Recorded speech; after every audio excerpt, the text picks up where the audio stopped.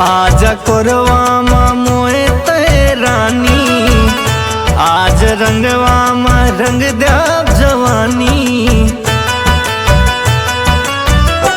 आजा कोरवा मोए ते रानी, आज रंगवा रंग द्या जवानी। रंग दे अपन गोरिया के, बोलिया के ठिठोलिया के।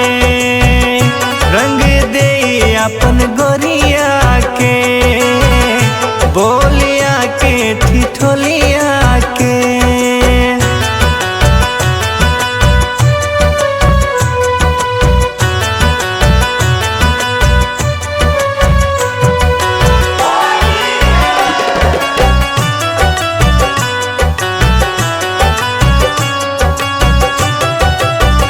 भीतर न भागो तुम अंगना में आओ, चूरी कंगना धई आओ। उतार के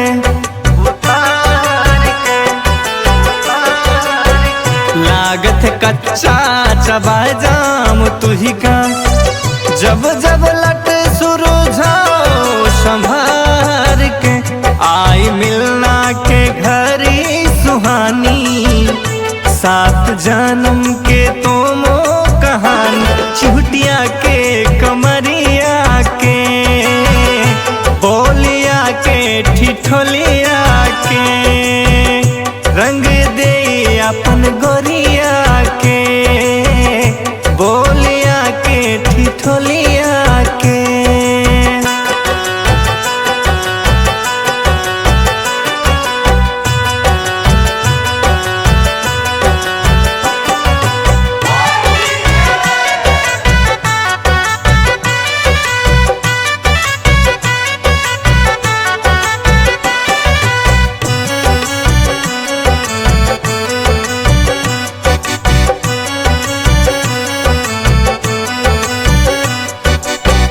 परी जैसन रानी भगवान दीन से, मुहि का सोचो विचार के।